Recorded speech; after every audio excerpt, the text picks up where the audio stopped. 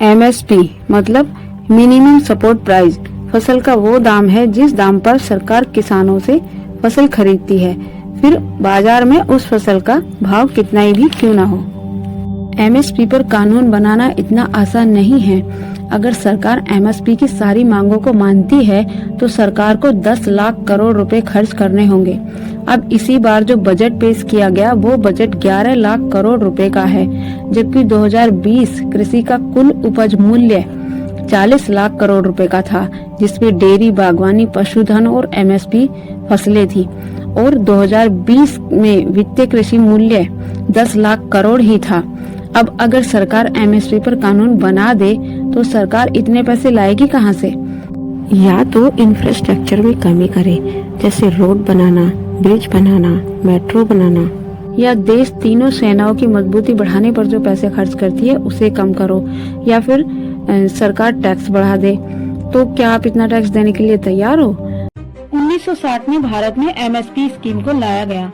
1960 में भारत की हालत ऐसी थी कि लोगों के पास खाने के लिए भी कुछ नहीं था और सरकार हरित क्रांति के तहत ऐसी फसलें लगाकर देश की जरूरतों को पूरा करना चाहती थी। उसी साल किसानों में उत्साह लाने और प्रोत्साहन देने के लिए इस स्कीम को लाया गया और सरकार अब ऐसी 30 फसलों को अपनी एमएसपी पर खरीदती है।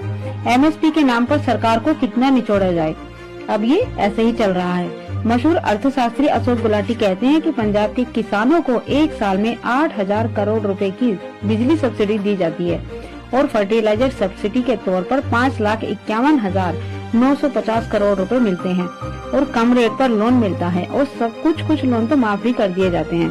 तो पंजाब में 5 एकड़ जमीन वाला किसान भी अब भारत में अमीर किसानों में गिना जाता है। वो किसानों की और भी मांगे हैं। साल में 10,000 रुपए की पेंशन, साल में 200 दिन 700 रुपए की दिहाड़ी से मनरेगा रोजगार, मुफ्त की बिजली चाहिए और सस्ता डीजल भी चाहिए। अगर किसानों की मांग के बजट को जोड़ा जाए तो यह 36 लाख करोड़ रुपए बैठता है। और अगर सरकार इतना पैसे की सब्सिडी देगी तो फिर पैसा आएगा कहां से? और अगर सरकार सारी फसलों पर एमएसपी देती है तो कम से कम 40 लाख करोड़ रुपए का खर्चा होगा और इस साल का फाइनेंशियल बजट कुल 45 लाख करोड़ रुपए का ही था। तो अब आप ही बताएं कि क्या सरकार इस देश को बेच दे?